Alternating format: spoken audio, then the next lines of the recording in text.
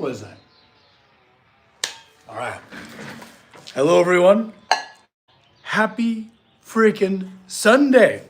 So good to see you all. Thank you for joining me. God, it's a beautiful day.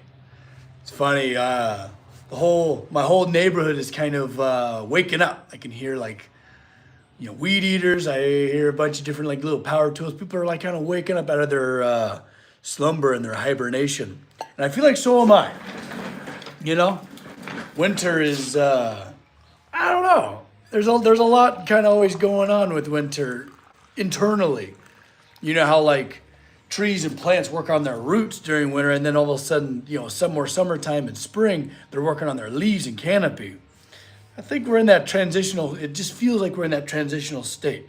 But let me just, Rage! What's up, buddy? How is everybody doing? Good afternoon to all of you. Good morning to you, for those of you that are in the West, and good evening to those folks across the pond. Fishing up lunch right now? Nice. What are you fishing for right now? Caught anything yet? Forrest, how you doing? Matt, welcome. Welcome, everybody. I'm just giving you guys a nice little shop update. We're just shuffling on here. I got some oolong in the pot.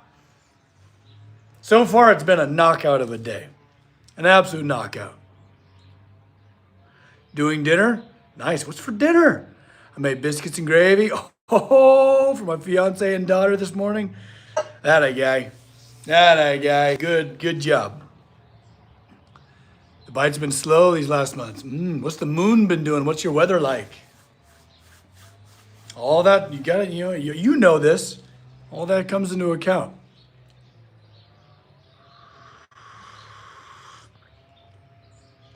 That's Forrest, that's you, Moons? Oh, Moons, it's good to see you. Good to have you. Work in the shop has been going well. I can now focus. We're almost on our last zodiac. I've yet to start that guy. Finished up Pisces. But now that we're about to be in Pisces, I'm excited to show it to you. I'm excited to show her. Oh yeah, was it sausage gravy or is it bacon gravy? Justin, that's exciting news. Working on my first commission piece. That's what I'm talking about. That's awesome. It's one thing, whatever your craft might be. It's one thing when you move from whatever is in your imagination, you're just kind of creating, experimenting, practicing your work. It's another entirely when you start getting people requesting custom work from you, like this banister. It's moving right along now. I'll run you guys through it here in a second. Yeah, happy Sunday. Cheers, friends. Oh man, I'm really digging this oolong. gotta account for the biometric pressure and the that's really good. That's great. Still snow? Got it. Right now it's beautiful out here in the central coast of California. Golly. But yeah, let me update you guys on where we're at with the Steel Stampede. Okay, so everything is going nice. I just this week forged this radius. Now, it's deceptively complex. So this thing has to wrap around. The 1/4 inch, that's easy. But it also has to be on a very helical, cylindrical sort of way. It's like monohelical, right? So you got this wrapping, but it also has to mirror this line a little bit. That reveal through here was really important to me. But there'll be stained glass in here. Now, that's why it was difficult, is because the stained glass, you can see it is offset, held off just by a little bit, this will suck in. It's not perfectly aligned right now, but this needs to account for, that 1/8 inch web in there. Now, let me tell you why that's difficult. Because these little windows all have to line up, and the difference between having an 1/8 inch, piece of glass in between these two pieces of steel make those wildly different. you know, because this has to be so much longer than this one underneath. You know what I'm trying to say? Okay, so let me bring you over here. So this is that piece right here, right? As the banister swings around and you're able to walk up and grab onto this railing and kind of sweep into the staircase. These are going to be slumped glass that will be heated up and then will slump over a mold that I'm going to make. Wildly complex for hopefully it'll all pay off. You know what I mean? And then comes forging these horses. Now that's what I'm really excited about. That's what hopefully next week is going to be. You know? Am I a blacksmith? Oh yeah. So there's going to be these forged horses. I've shown these to you before. It's just cardboard right now, but these cool horses will be bucking down this stairwell, and that's what's going to kind of create this screen, this big void right here in the railing. But the mane is going to be all crazy. The tail's going to be going nuts. I might even add some feathers to the feet over the hooves. I don't know. It's all still in flux. But that's what this week was primarily about, was getting that sweep and also all of the covers that are going to hold that stained glass in place for all these other bays all across. So beautiful and graceful. Thanks. This might even marble the marble metamorphosis. That's a tongue twister. Sorry. Yeah, thank you. Are you going to have the glass curved to fit? Yes. That's why it was so gnarly and difficult. Yeah, so if you heat stained glass up, it'll sag. It'll sag over a mold that I'm going to have to build. And that's going to be really gnarly. I've never done that before. So this is going to be new. Rival. Thank you. Rival the marble metal. I can't even say that. Why is that so hard? Why is that so difficult? Maybe it's Sunday. Maybe it's Sunday and we're just not up for it, you know? And that's okay. We're impressed. How much do I charge for my craft? That's an excellent question. Well, I mainly just do like time and material.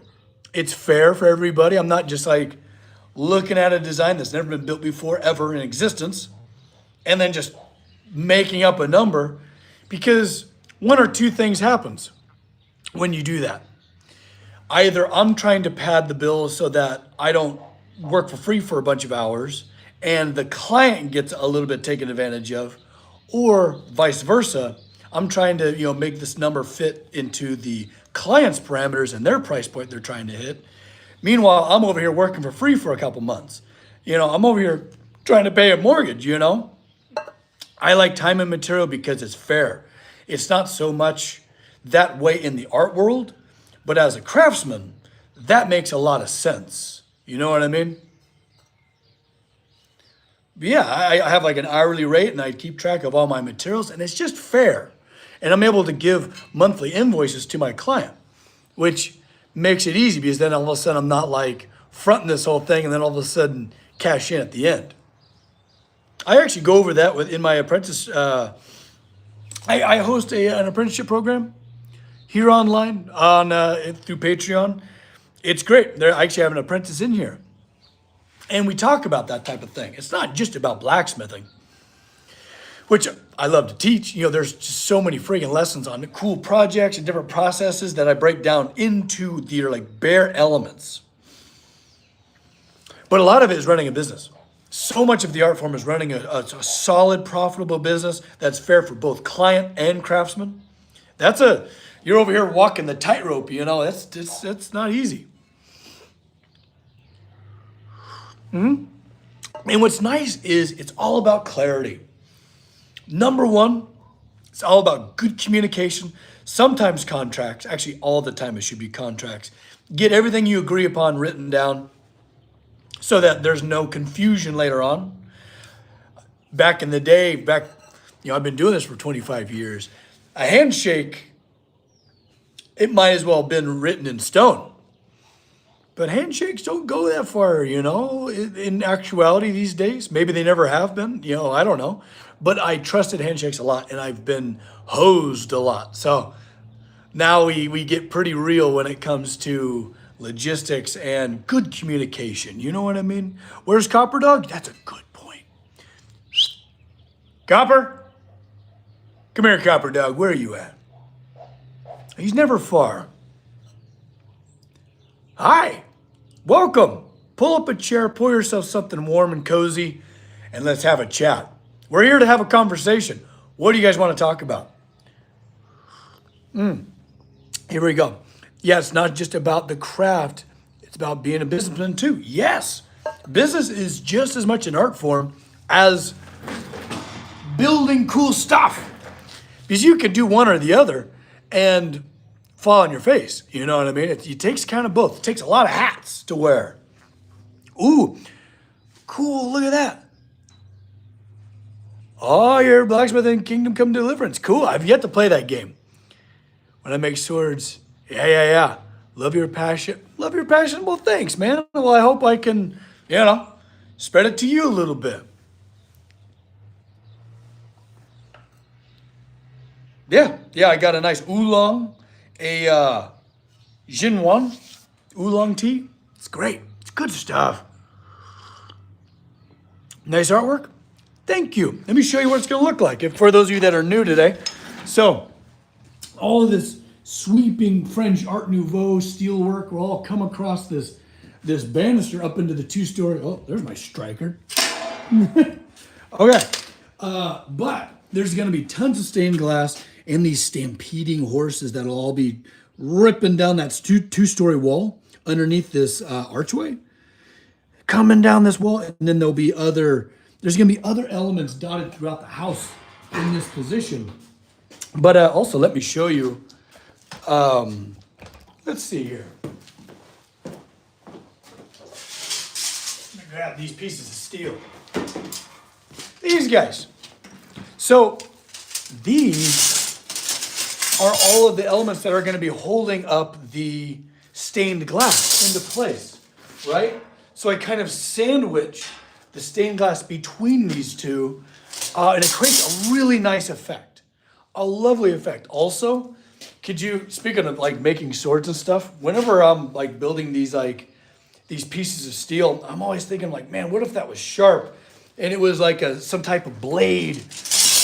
You know what I mean? Almost like, what's that? What's the Klingon blade? You know what I'm talking about. But like if you had like a brace for your arm and it was like a blade right here, so you get like whoosh. You know what I mean? Whoosh. Technical terms. And then these steel horses will be just absolutely going ballistic down this whole banister. It's gonna be awesome. I can't wait.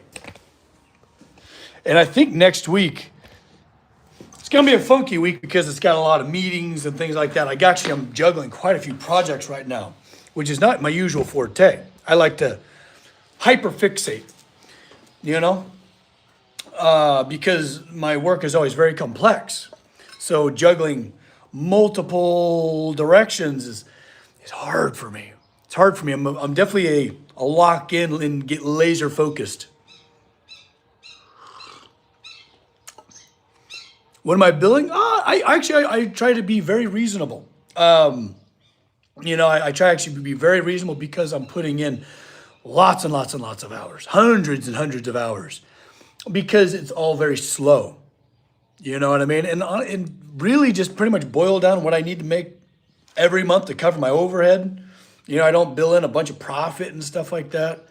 I try to make it as accessible as possible to my clients because I want to make cool stuff.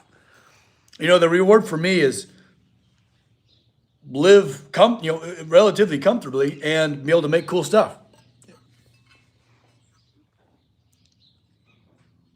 Oh, some of your best metalwork? Oh, geez, that's a huge compliment. Cheers, my friend. Thank you. I make a lot of stuff. Check out the long form content. I filmed every aspect of this job for the most of it. I'm not going to bore you with 8 straight hours of grinding and cleaning up. Just subscribed? Cheers. Cheers. Welcome to the crew, dude. Heck yeah. Still loving your teapot, Matt? I love it too. It's quite Ereborian, right? What was I talking about?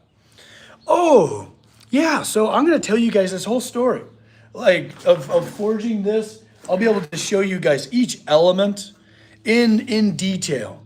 You know, I'm thinking about trying to post a lot more rather than like trying to surmise one project all in one video. It's a lot. There's so many processes, you know what I mean? So, yeah, I want to break it up. I want to break it up, tell more stories for you guys, entertain you a little bit more, you know? Did I see your idea? Rach, I missed it. I'm so sorry. Luckily, you stand out as a member. Hear me out. Okay. Small circular pendant with the horse. Ooh. You hear the red-tailed hawk? With stained glass as well. I mean, that would be awesome. That would be awesome. Could almost do like a stained, like an epoxy in those, like instead of like tiny stained glass for the pendants, could almost do like a colored epoxy for that. I've been getting a lot of requests for the zodiacs as tiny pendants, and I just got the idea, like, yeah, I could have different colors of epoxy and dab that into those little recesses, and I think that would actually work out pretty well. Sick mustache, thanks. I know it's getting a little long. The wing, it's getting a little long in the wings, you know. I'm thinking I gotta trim them down in a little about right here.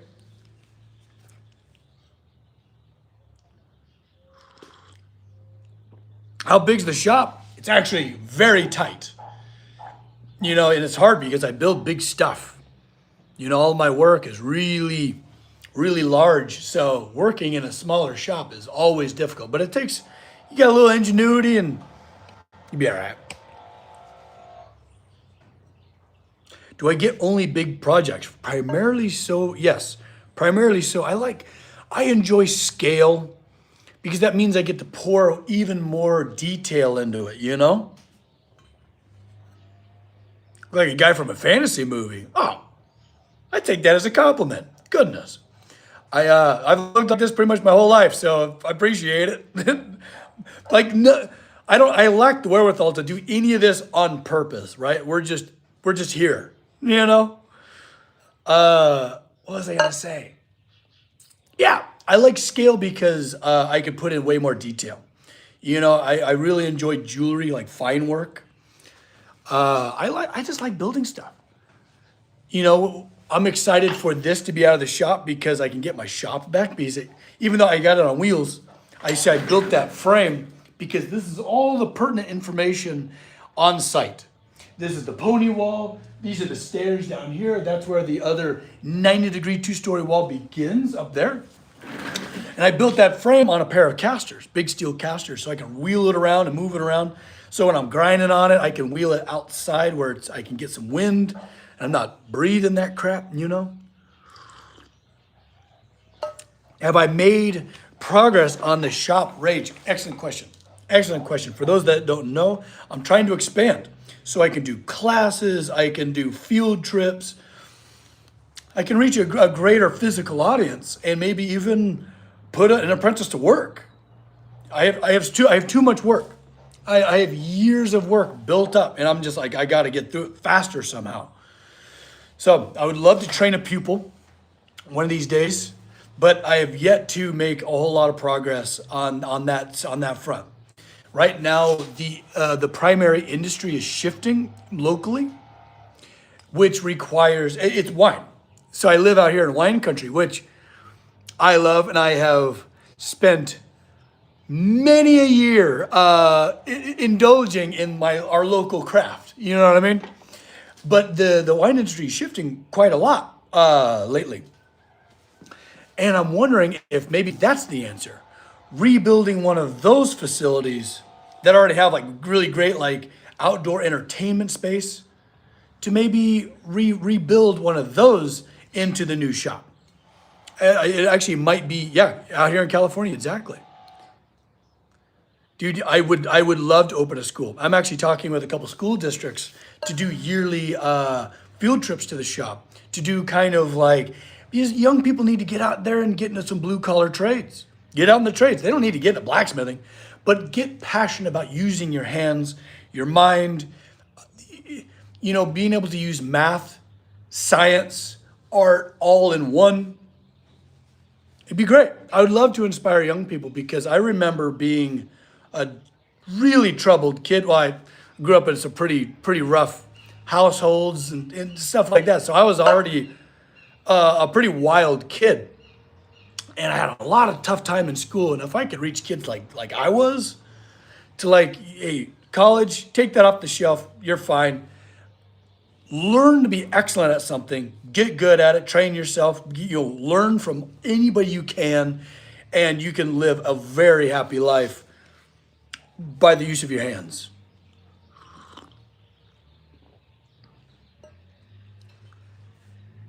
Can it be in Europe? Oh man, I would love that. Maybe there'll be like a foreign exchange student program. I don't know. I I am a very guilty, very guilty at yes. And I'm proud of that. I'm a guilty yeser, because the power of yes has brought me to some really incredible places. And I'm never going to stop. You just never know. If all of a sudden Belfast reaches out wanting to fly a bunch of kids out here, like, let's go. I'd love to train, teach, and inspire.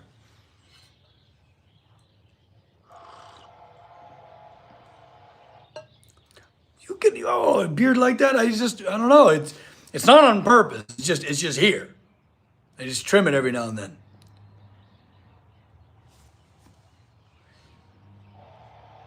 Ooh, taking the vision to reality. Yeah.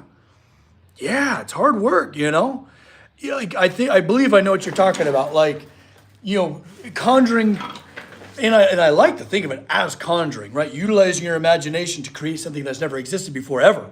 Ever. Conjuration, right?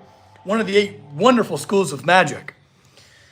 Conjure an image in your mind and then create it. That's a heavy duty skill. I think it's worth practicing as well. Whenever I'm talking to my students online, you can join today if you want to. Get a load of all my lessons. We have theory discussions. You have access to me 24/7. I might not get to it right away, but you can message me all the time and all that good stuff. It's a blast. Join the community. It's rad. It's through Patreon. Go check it out. But that's a huge part of my lesson plan is drafting. It's about design, about imagining. Like one of the fun little mind challenges. Because this is also a skill to imagine in 3 dimensions. I had a natural proclivity towards this, so I already had a little bit of a head start, which I completely own. Right, that's a huge privilege I have. But I feel like it's a skill that can be practiced. I'm constantly working with clients with aphantasia. Aphantasia is a very deep lack of 3-dimensional modeling in your mind. But I am a firm believer that you can practice it or create tools to kind of cobble it together a little bit. And you know how people like, oh, can you imagine an apple in your mind, right? Like how detailed can you go? If you can imagine an apple, if you're one of those gifted folks, imagine this. Imagine a die, right? A cube, a die, like you roll for dice. It's got a 6 and a 1, a 4 and a 3, right? Each side equals 7 if you add them together. So that helps you kind of conceptualize where the numbers are, right? 1, 6, 3, 4. You get it. Imagine where all of those numbers are in your mind. Picture it. And then rotate it. And then picture it again, right? It could be a bit of a mind bender. And then rotate it on a 45. That can really get you spinning. That's just a fun practice to like really get your conceptual mind razor sharp. Razor sharp, because when I'm thinking about this banister, I could imagine it front ways, back ways, underneath it, like I'm moving it in CAD. That right there, investing in your mind, it's the best. It's the best. Because right here, that is only you. Only you got this. Is that Yvonne? Students of the technical university here had a class of welding and designing. At the place I learned to weld. That's incredible. It's so important to learn practical skills. Yes, even if you don't make it your career, it's so important to learn practical skills. Honestly, just creating those neural pathways to your hands, learning new stuff with your hands. It's so important because then hi, Cow, it's so good to see you. So good to see you. Connecting your hands to your mind is so important because,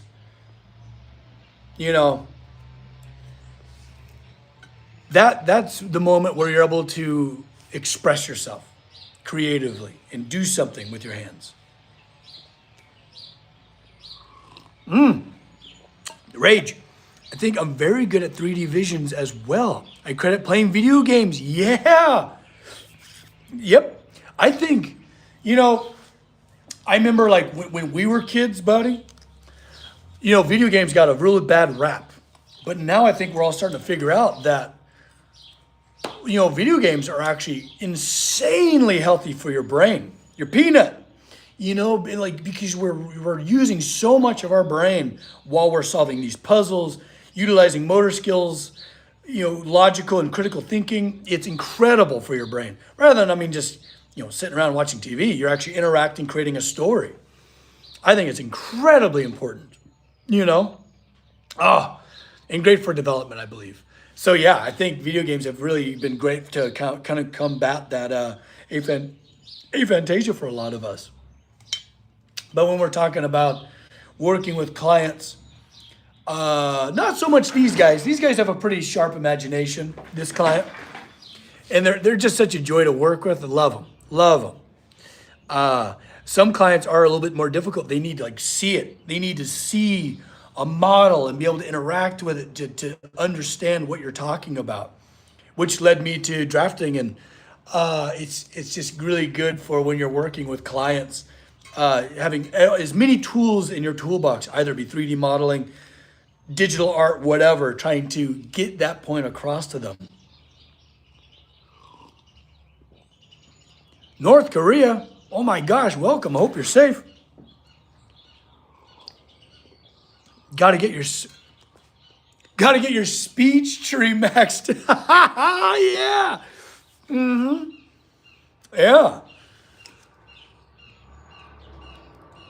It does. It helps with the clients. Actually, gaming and skill trees are getting a flyover by Maverick over here. I think skill trees in video games are an amazing analog for visualizing skills. And, either I'm I'm really good here, but I could use a little work over there, and it gives you kind of a roadmap on how to improve a little bit. You know what I mean? I really like that. Like a speech, I'm really somehow dropping the ball. My designs are incredible, but I'm not sealing the deal with my clients. How can I improve that skill to make the job happen? It's good. It's good input, Rage. Yeah, I love that.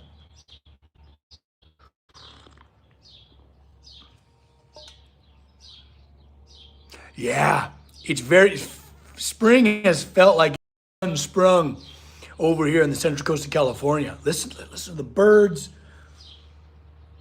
I hear all these little two-stroke motors of people weed whacking and such everywhere. But look how beautiful it is right now. It's nice and chilly, but I like chilly and green.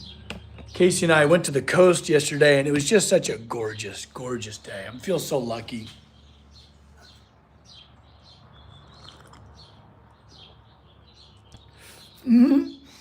Iron daggers, for sure, to get that smithing up. Oh my God, that's so funny.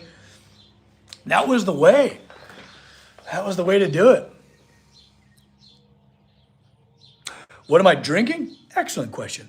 Today, this beautiful Sunday morning, well, Sunday for me, wherever it is, whatever time it is for you in this big, beautiful world of ours, I have an oolong, a Jinwan. It's good. It's perfect. It's a little astringent, a little nutty, a tiny bit of sweetness. For me, sweetness. I like black coffee. I like black just tea. I like bitterness. I really enjoy bitterness. Like a really strong French roast cup of coffee. Oh, fuck. You got me. It's my favorite.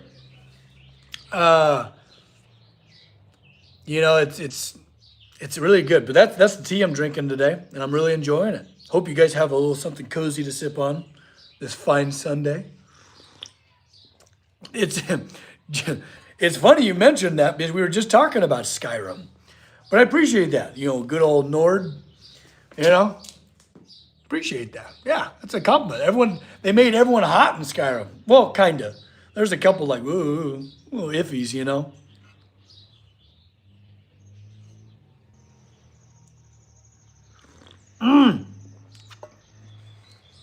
Crazy yarn lady, chuck wagon culture's cool. There's a ton of cool blacksmithing utilitarian tools that come with chuck wagon stuff, especially for like Dutch ovens and just cool, all these cool different.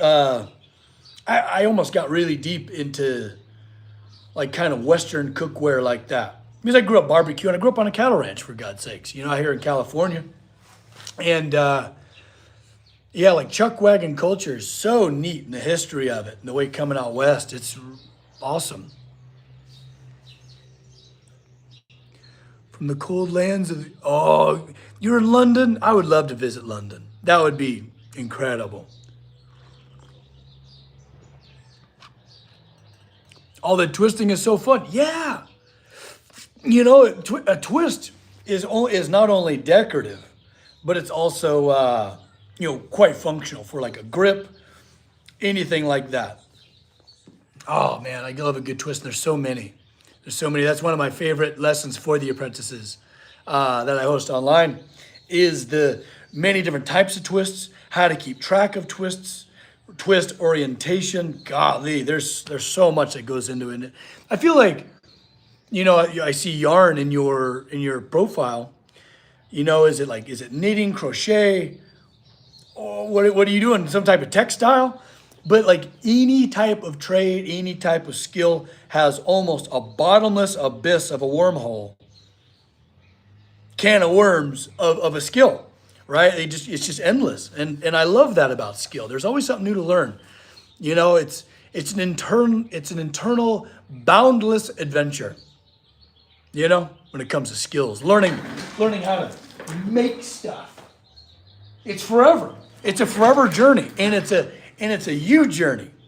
It's a journey that no one else in the entire universe has ever taken but you. Might be the same skill, but your journey is going to be different, and that's important. Oh, crochet, cool. The harder it is, the more I want to tackle it. I 100% relate. I 100% relate with that. I like it tough. I like a good challenge because then I'm not like fully invested. Sometimes easy street is kind of nice. Take the foot off the gas pedal a little bit. But I'll tell you what, complexity keeps you engaged.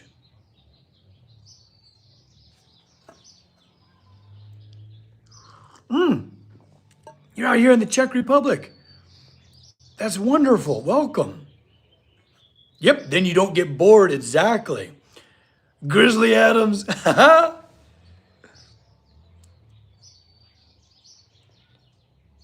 Oh yeah, hag ravens were definitely the ugly ones. Oh boy, I remember my first one. And I think I can still hear the breathing. You remember the breathing? And there was like through a corridor, and I heard it before I saw it. I'm like, what am I in for? What the hell am I in for? You know?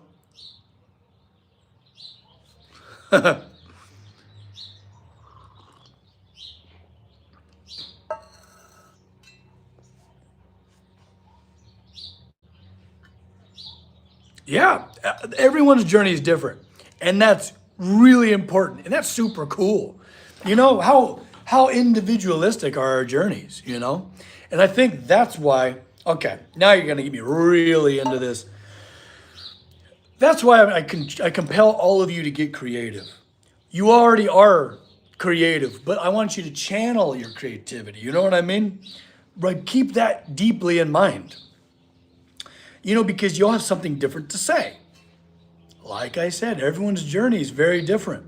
So lean into it.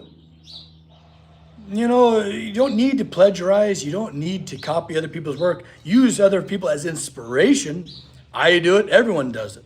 It's important because it's like an intimate lesson. But I definitely compel all of you to like lean into your personal creativity because you all have something different to say, each and every one of you. You know, either it be crochet, whatever.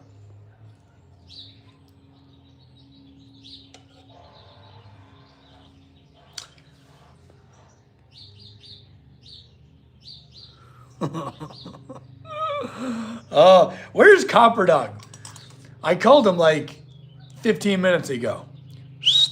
Copper Dog, come here, dude. Okay, listen.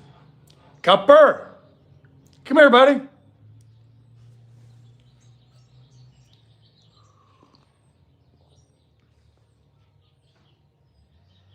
I can feel his presence getting closer. My jam is food. Yeah. Oh, food is an amazing art form. I that's actually one of my favorite art forms besides blacksmithing is food. Because like how you know like you can never make someone feel more comfortable and loved and welcomed other than food. Like that is such a vehicle for those feelings, those very complex feelings. Yeah, I'm a big eater, man. I I love it. I want to burn a lot of calories, so I like to gain those calories back. You know what I mean? In the best ways possible. Copper, come here, dude. He can't be far. He's never very far. He might be inside. He might have noodled himself inside and he's cuddled up somewhere.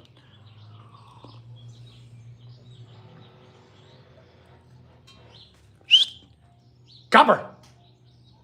Copper, come here! He's out in the sun somewhere. Oh, there he is. Oh, Copper, come here. There's my boy. There's the old shop dog. Come here, buddy. Oh, oh yeah. This little dude's been sunbathing. He is hot as a $2 pistol. He's been out sunbathing like a lizard. That is Mr. Copper Dog. Such a good boy. Every shop needs a shop dog, you know? Even a Copper Dog. Isn't he great, Carol? He's my favorite. He's such a good boy. We've been on a lot of adventures together, haven't we, pal? Yeah.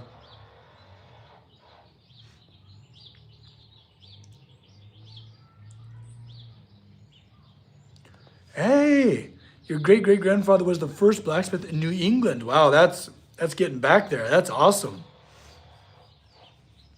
Yeah, he's a good boy too. Yeah, he has his moments though. He's quite mischievous. You know, this little guy. Don't let his cute looks deceive you. Huh.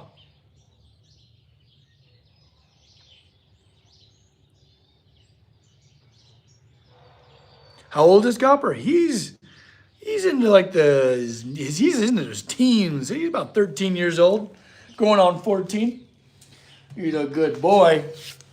Still full of it. Full of it. Oh my God. And he still rips around the yard. Oh, good boy. He's a real good boy. Spoiled, rotten. Spoiled, rotten.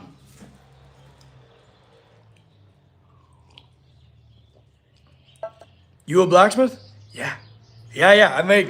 There's a banister I'm forging right now. It'll all be like forged steel and stained glass and crazy bucking horses and stuff. I'm about to start the horses. This week, the horses begin, and I'm excited. Very excited. You better give him a forehead kiss? Oh, he ran off, but don't you worry. I'll take care of that. Oh, the bacon grease over the food. You know what he'll get? One of his favorite is I'll toss in a couple sardines. Little sardines in his dry food. That's his jam. A little stinky, but it's good for his coat and all that nonsense. He's a happy boy. Do I do any blades? Used to. I used to do a ton of blades, but then they became a little bit more sensationalized and common. And I was like, I'm gonna stick to my big architectural work. You know, I just got a little burnt out by them, and that's okay. Maybe I'll go back every now and then.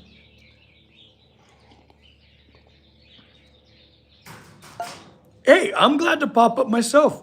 Yeah, the shorts are fun, but I tell you what, my real passion is the long form stuff. That long form content is a lot of fun because I could like actually sit down and much like this, tell a bit of a story. You know, I feel like our attention spans, myself included, have all like suffered a bit. And my attention span was shaky at best to begin with. Now I'm like, I need to always have, input. Now I've been leaning a little bit harder just for my own ingestion of media into longer form stuff, slowing that process down a little bit. And I think I feel like I'm healthier for it. Shiny, it's actually quite filthy right now. Thanks. I'm glad you approve. Oh man. God, it's a beautiful day. I mean, listen to these birds, these happy birds waking up from their slumber. How about you guys? Are you guys all waking up from your winter hibernation a little bit? I'm coming out of it. But I think it's very good to live seasonally. I feel like, especially out here in the States, we're always just go, go, go, go. It's always got to be wide open, pedal to the metal. And the years just scream by.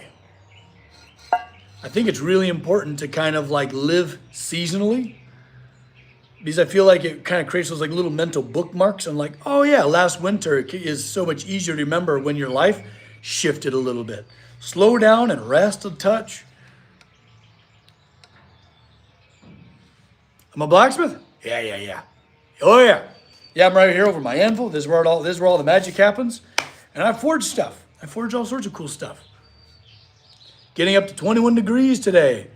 Ooh, yeah, that's chilly. I mean, I'm assuming Fahrenheit, right? Because that's pretty nice, Celsius.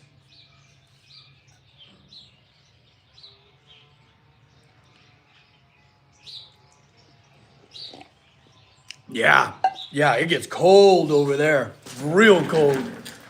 And like for you guys, where your temperatures drop incredibly so, I think it's important to live seasonally. What's the rush? What's the stinking rush? I think summertime is great for rushing. But wintertime is for like getting in, cozy, pouring yourself something nice and hot. Kicking your feet up a little bit, spending time with your loved ones, Either they be, yeah. I'm getting better at my Celsius to Fahrenheit, because now with a more global audience, when I'm communicating to them and they're saying like, it's X degrees, I want to know what it's like. Also time zones, I want to know what you're doing. A lot of you in Europe are settling in for dinner right now, or if just, finishing that up. I'm still starting my day.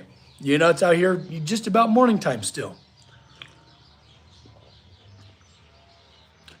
Winter and road construction, right? Right. Cornholio, 100%. Love your name, by the way. Little Beavis for you. Yeah, slow it down, And then I feel like all of that rest will give you a little bit of that stir crazy, and you'll launch into spring and just crank through summer. It's late for you over there in the Czech Republic, right? Incredible. Wow, it's 5 in the morning over there in Australia. Also, happy summertime. So you're in the cranking in the southern hemisphere. Fantastic. Have I ever smelt mothballs? No. Can you do such a thing? You can smelt mothballs? What? Am I learning something new for the very first time right now? You're in Algeria. See, this is what I'm talking about. This is what I'm talking about. Yeah, it's bloody hot here. Well, look forward to a nice autumn coming up. Oh, smell mothballs. Gotcha. I was like, smelt, because I smelt here. I thought you were talking, I was like, what in the world? Nah, man. I don't do much mothballs. Great question. How long have I been a blacksmith? I started young, primarily through welding. I was very lucky to be surrounded by, blue collar workmen, ranchers and such. And I went to vocational training very early on. But I've been welding since I was about 12, 13 years old, and then blacksmithing pretty much that same year right after. So over 20 years now, almost 25 years. And not casually. I fell into it head over heels, ass over tea kettle. Speaking of which, I've learned about myself. I don't really do much of anything casually. I give every atom of my being to what I'm doing at any given time. And I like that about my darn self. It makes me much of a specialist, and I can't think of anything else but what I'm doing, which isolates me a little bit. But I like that. I like the full commitment. Rather than half-assing, it's whole-assing. Yeah, so about 25 years of full-bore blacksmithing. And I learn something new every day. So I'm always growing and getting better.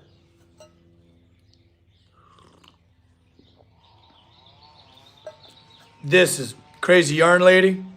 That's an incredible question. What's a tool that's been handed down to you that means the most? Golly. So, let me tell you a little story. So I was not fortunate enough to learn from anybody. Not really. I learned from anybody who was willing to teach what they knew about, an aspect of my type of metalworking. But a lot of it was just through osmosis from my family. We have been blacksmiths in this area for generations, since like early 1800s. And that line got cut off through in industry. The blacksmiths were kind of, became obsolete into 50s, 40s. You know what I mean? So that's when that ended. But I tracked down some of their old tools. There's still some like time capsules of my family in this area which we settled in, where there's still tools of theirs. So I've been slowly piecing them together. Like we're talking national treasure style, and it's all word of mouth. Because they're all old timers, 80s and 90s, and their great grandchildren trying to work with me and reach out. And I've been slowly piecing together, but I still have my great grandfather's anvil and swedge block that I tracked down, and those are very prized possessions. I've actually married folks. I've made their wedding bands and married them over that anvil.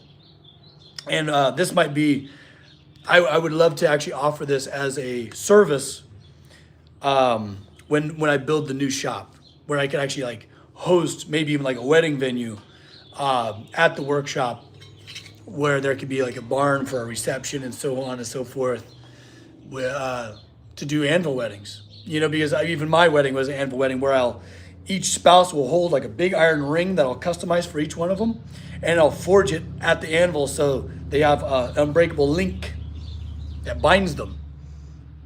It's like hand fasting a little bit.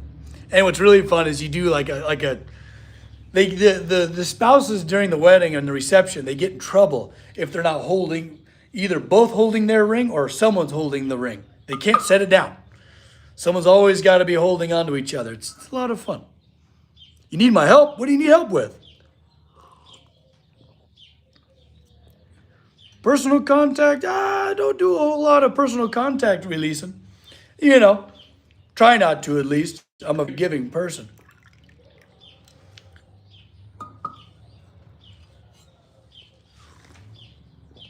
Ooh, yeah, Paul. Any new updates on your ancestors' tools? There's one more giant trailer load of probably 5,000, 10,000 pounds of tools that I need to go and clean up. There's a cool roller. There's a couple saws, but I got a lot of it on the side lot that we got, covered in a tarp and staying dry. Luckily out here it's very dry,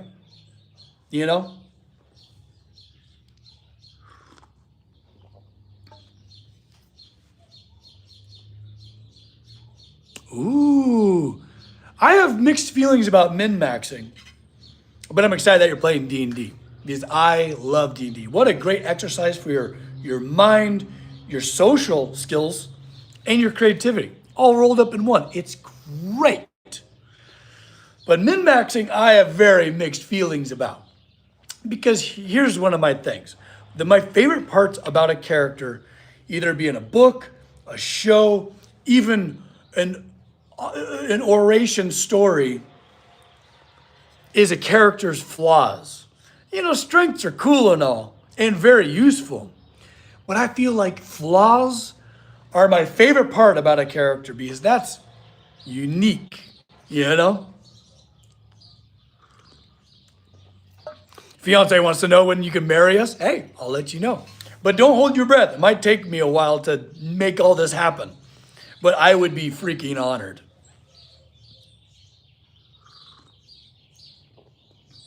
What you got? Have you got a favorite piece you have created? Ooh, that's tough, because each piece I've ever created came with so many lessons, so many triumphs, so many difficulties. I want to say that rolling hobbit door, the kaleidoscopal door, that was really cool, but that came with so many trials that there's almost like tough history with it. You know what I mean? And just general anxiety. Favorite piece I've ever made. There is one. There is one that comes to mind. I got big lungs. I can hold my breath. I love that about you, partner. There is one. And it's attached to kind of a really emotional memory. And I don't know if do you guys want to go down that road? Right now we got nice, happy, positive, singing birds on green hills vibes. Do you guys want me to go down that road? I don't know if you do. Let me know in the comments. Let me sound off in the comments if you want me to talk about something kind of deep versus us just kind of chilling, It's happy story time. Okay, I can lean into that. It's okay. Would be an amazing. Oh, be an amazing movie star? Oh, get out of here. Stories are the best. Oh, God. But it's not a happy story. But I think the reason why it's one of my favorite pieces I've ever made is because taking something bad to something good, to something healthy. You know what I mean?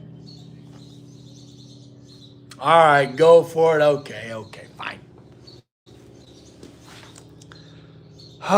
So, as most of us at least have one family member or at least a parent that we just butt heads with like crazy. Because maybe we're just too similar, right? Maybe we're just too stinking similar to stand each other. You know what I mean? Because it's so easy to judge someone harshly for stuff that we judge ourselves on. You know what I mean? We recognize stuff in other people and then we berate them about it. So me and my dad, for our entire lives were just at odds and just brutal. And it wasn't really my fault. Some people are just have never gotten past a lot of their stuff.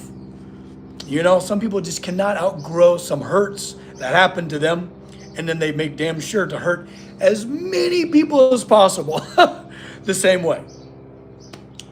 Some people can't outgrow that stuff. And this was towards the end of having a relationship with my old man.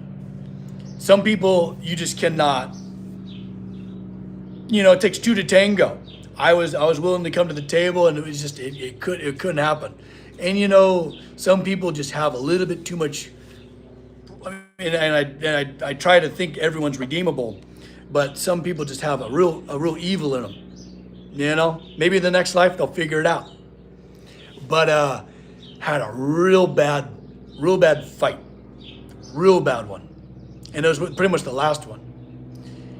And I was distraught because, of course, you want to have a good relationship with someone who you respect so much, and especially being raised by like a narcissistic type. They create a godhood around themselves, so you of course want to be seen in a good light by this person that you've revered. You know what I mean? I feel like a lot of us can relate to this. And this is going to sound so corny, but I was pretty distraught, and I didn't know how to deal with stuff like that. I didn't have the tools like I do like I do now back then. And I had a dream. I had a dream of a thing, of an object. I woke up in like a feverish heat at like 3 a.m. the next day. I got in my truck, and this was back. I was a kid still, and I was moved out. I got in my truck, and I was still working in the garage where he was, and I snuck in, and I took my tools. I took some of my tools, enough to like just fill the back of my truck, and I drove to the coast. And I backed up to the coastline where I could see the waves, and that's a good little drive for me. And at that point, I was out. I was gone. And in the back of my truck, I took my anvil and I forged it.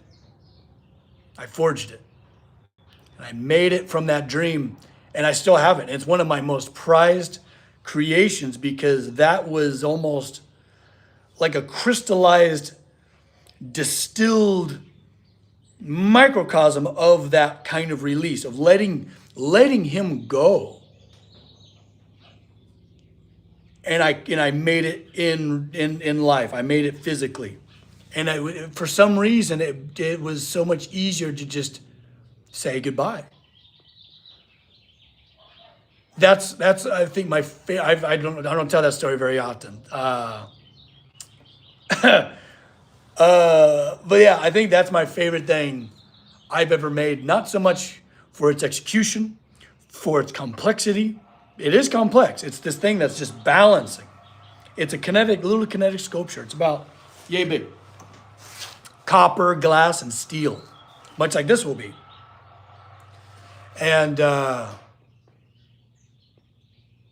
And it's funny because it's not a symbol of him, but it's a symbol of perseverance. It's a symbol of strength, but also a kindness to myself to say goodbye. You know what I mean? It's a boundary. It's a waypoint. It's a boundary that I allowed myself to set. And that's a hard thing to do. No kid wants to do that. No kid sets out to do that. So when you have people that don't understand somebody that goes no contact, trust them. No kid wants to do that, you know? Blacksmithing sounds awesome. It is awesome. I highly suggest you give it a shot. Maybe take a class locally. It's always a great place to start. I teach classes online. If you want to join the Patreon, check it out. Boom.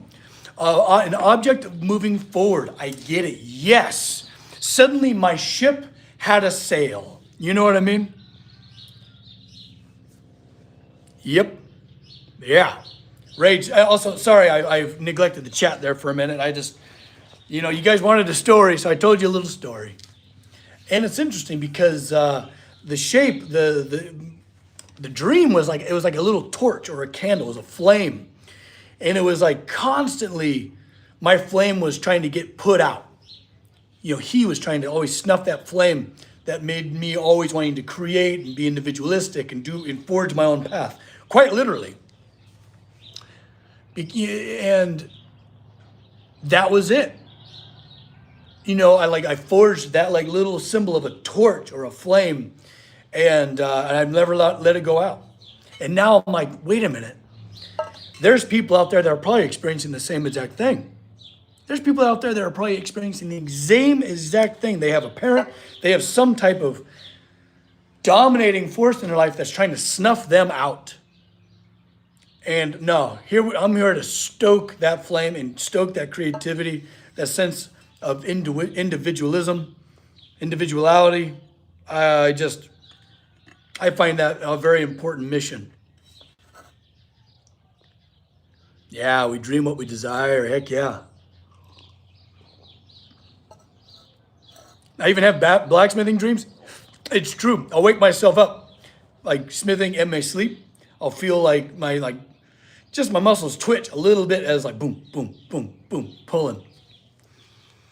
Fun fact, you actually pull a hammer rather than trying to swing it down. You're not trying to push the hammer down. You're underneath the hammer, you're pulling it down. Like ringing a bell. Imagine ringing a church bell with a rope, right?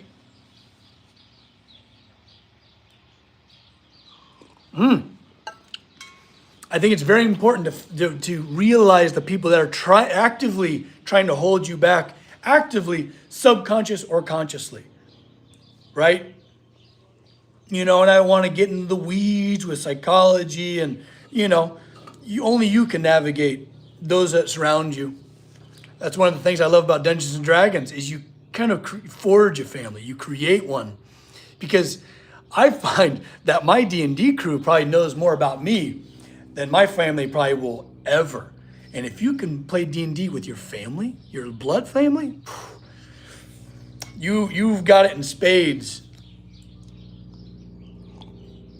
What is this about? What isn't this about? We're talking, I'm a blacksmith. I forge cool stuff out of steel on this anvil. We like to get around drinking tea, and especially on Sundays, we have ourselves a little chat. We have ourselves a lovely little chat talking about anything under the stars. You're new? Welcome, my friend. We're all just hanging out, having ourselves a lovely little conversation about really whatever. What do you guys want to talk about? Oh, Saul, you will love it. The biggest thing is finding the group that resonates with you. And it might take a couple tries, and that's okay. Star Wars? Dude, let's talk about Star Wars, man. I would love to talk about Star Wars. First of all, what's everyone's favorite Star Wars character? Growing up, Boba Fett. Vader was amazing. Speaking of which, we're talking about father-son difficulties. Star Wars helped a lot with that. The Luke Vader Oh my God. That was heavy duty. Like I can, if ever I want to make myself cry, I don't know why I would want to, but I can give myself instant chills thinking about, you know, the Empire Strikes Back, the music in the Emperor's chamber when Luke finally like tips a toe into the dark side, and he's just, I mean, like freaking overwhelms Vader, and like there, I just being a kid of any kind, like there's just such, and also just being a parent of any kind, there's just that's the beauty about stories. You know, you can just relate. You know, it's interesting watching kids movies that I grew up with now as an adult, thinking about, you know, being I love being an uncle, and looking at now the adults in the movie as mentors for the main characters. It's stories are just so important because it's so relatable. So many of them are very relatable. Clone Commandos, those are cool. Heck yeah. Ooh, Star Trek. I've always wanted to get into Star Trek. Oh, good old spicy Italian sub. Oh man, I think I love a good spicy Italian sub, but I think a French dip is just a leg up higher for me. Oh, give me a sauce. Give me something I can dip in. Oh, or a Philly cheesesteak. Oh my God. But a good one. It's got to be a good one.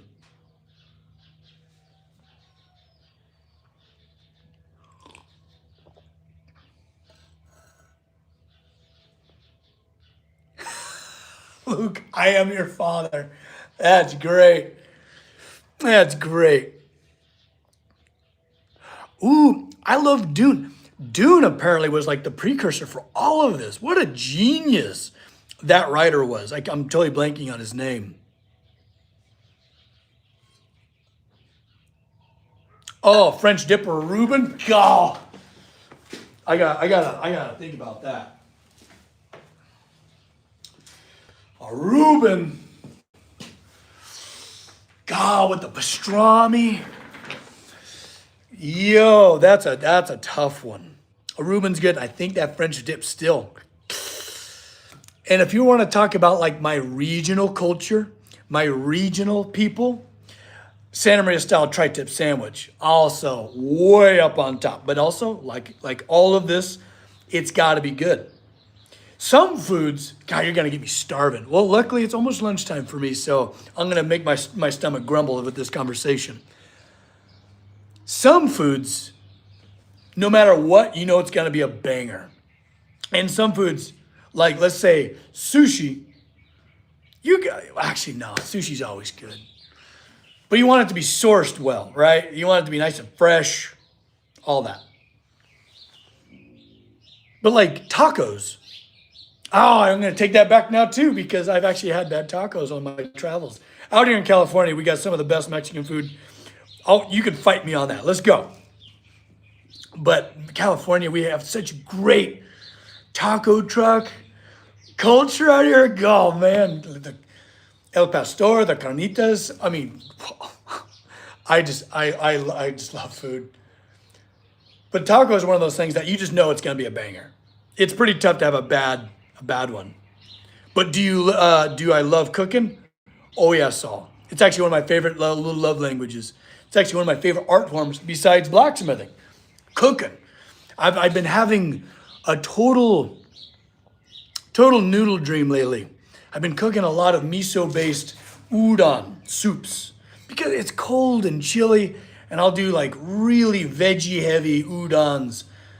Oh man, big thick fluffy noodles. Oh, I love it. Love me some noodles. Noodles in a good broth. It's all about your stock. Oh man. We could change the subject if you don't like food. Oh, I love to bake. So cooking and baking, wildly different art forms. I hate baking. I hate baking. Don't tell me what to do. Don't give me a recipe. I'm a cast iron chef. I have a big old cast iron that I cook on twice a day. And man, I just love to do kitchen sink meals from stir fries to awesome, oh God, what is it? Oh, saffron. Big, big, big, big cooking service. God. Oh, it's going to kill me. You can do sausage and rice. Oh, you can do all sorts of stuff. Help me.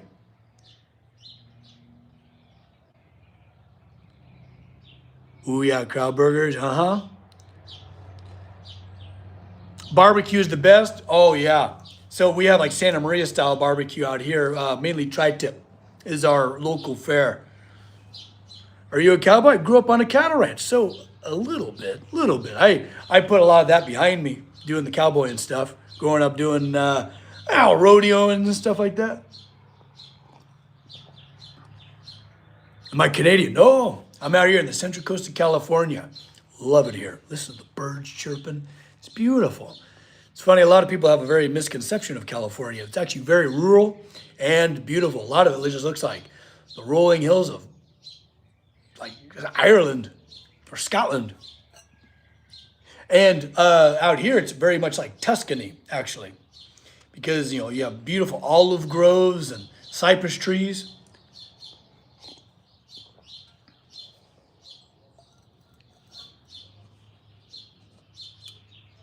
Hey, lift well, Rage. You look like Jesus. Oh man, I feel like I don't know, this might be blasphemy, but I feel like I can do some gigs maybe for Easter coming up. I don't know. Like pop in or something. I think I don't know, maybe that'd be a lot of pressure. Oh, French toast. My favorite French toast to do is sourdough, lemon zest, rosemary, because it's a little savory. It's got a touch of savory with like really good Canadian, speaking of Canada, really good in the can Canadian maple syrup. Oh my God. Oh, because you squeeze a little bit of that good lemon juice. I might have to do some French toast soon because we just got a bunch of lemons. That sounds good. I love that lemon and rosemary pairing. I just love rosemary. I'm a nut for the stuff. Jesus from Timu. I'll take that, sure. That's great. Yeah, good lemon zest. Because I like also the sour quality of the sourdough in French toast. Because French toast is very indulgent, very sweet. And it's good to have that sour quality to balance things out a little bit. And then you have the zesty, the tart with the sweet. Oh my God. Oh my God. So good. Plus the herbaceousness of the rosemary. It's great stuff. Great stuff. Am I a Viking? No. How am I doing? I'm doing fantastic. I'm here with my community, having a chat over a great cup of oolong. Like, does it get any better? So far today has been a banger. I'm about to go inside. We're about to cook some good grub. Can't complain. I hope you're having a good day too. You look like a nice guy. I hope so. I try my best. I love a random question. Here we go. Buckle in, guys. But what informs the way you cut your nails? My nails too long? It's poorly. Is it poorly preference or is there practical reasons? Oh yeah, I noticed that they're cut short and round. Yeah. Thanks. I'm glad you. Yeah, like you out here when you're working on it with your hands, these they all hang up. Working on hard edges and stuff like that. Like, look, oh, excuse me. Like when you're looking at, let me see here. So when you're talking about really fine scroll work that comes to just like a needle point, it's very hazardous for nails because that stuff can, dig up underneath your nail bed and yank that stuff out. And oh my God, that hurts. And happens every time my nails even show just a little bit. Gotta cut them close, just out of like safety reasons. You know, plus when you're working with a grinder with your hands, you're nicking them. You're constantly nicking your nails with your grinder and stuff like that. So always got to be trimmed up real good. Very importante. Am I Muslim? Nah. No, not much of anything. I'm just a kind of a love your neighbor sort of a guy. You know, pretty simple stuff. Good principles, basic stuff. You know, and it's great because therein lies the commonality of all of them.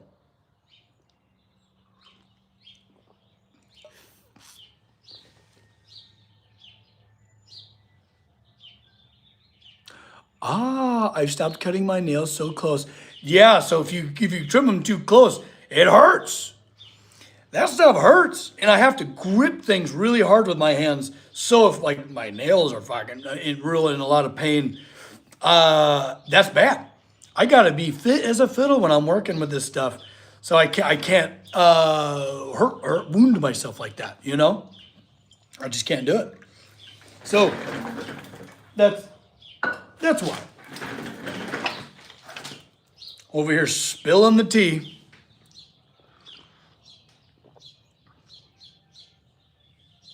Ooh, just started skimming your iron oak project. Looks like a lot of math, tons of math. Iron oak actually was pretty simple on the math. It, because a lot of it was very freeform. But yeah, my work has a lot of math. Like this banister here, like, let me show you. So all of this information is all very important. So like you see the the tubing, this is all just scrap. All of these had to be exact.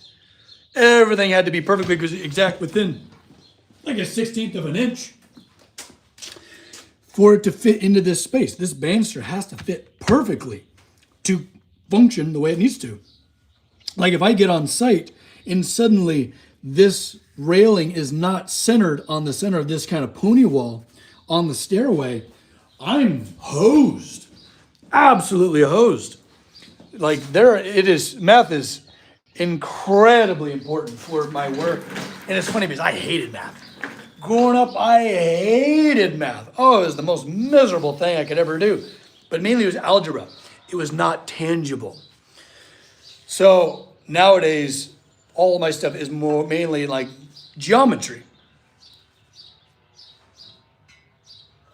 It's gonna be fitted with glass. Oh yeah, all these bays, all that's, it's even gonna be slumped glass. So all this will curve with the banister itself. It's gonna be crazy. It's gonna be crazy, and I can't wait to show you the whole process. I've filmed this whole thing. For those of you that don't know, I have long form content where I take you across the entire build. Everything. Maybe there'll be lessons in it. You know, I talk about my challenges, trials, and tribulations, and triumphs. But it's good. It needs to be cray. To channel my attention that long, it has to be cray. It's got to be challenging. Well, I'm starving. Now that we've been talking about food and all, I'm excited. I need to go inside and I'm going to need to rustle up some grub. I'm hungry. But good morning. I'm sorry I'm about to roll out, but thanks for joining me. I just want to remind you all, freaking love you guys. And don't forget to freaking love each other, okay? Do something kind for someone today. Maybe it's just yourself, all right? It's Sunday. Either be productive or kick your feet up and relax, because rest is super hard work that needs to be done. You know what I'm saying? All right, everybody. Hope you have a terrific rest of your Sunday. Cheers, everybody. And I'll see you next time, okay? Later, guys. Bye-bye.